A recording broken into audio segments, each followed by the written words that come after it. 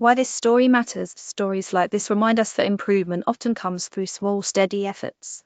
Quick summary: this story highlights recent developments related to whopping, showing how constructive action can lead to meaningful results. The Global Foodbanking Network is a non-profit that supports food banks in more than 50 countries through food recovery and redistribution. In the fall of 2024, they released an annual impact report that broke down the year's successes. The metrics showed that in addition to providing over 1.7 billion meals to 40 million people in need globally, food banks also diverted an estimated 1.8 million metric tons of carbon dioxide.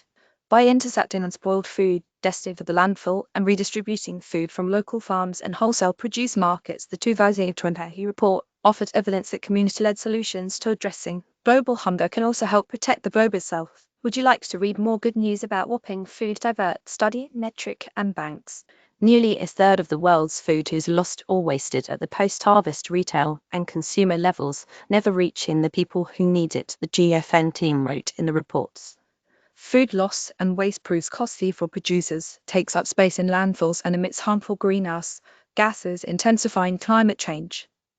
Food waste occurs all the way down the supply chain, from unharvested crops to food that's packaged and never eaten. Image via the U.S. Department of Agriculture. Supermarket chains are some of the worst offenders of food waste, habitually tossing imperfect food that's deemed ugly, slightly damaged or nearly expired and sending it to landfills to rot and release methane.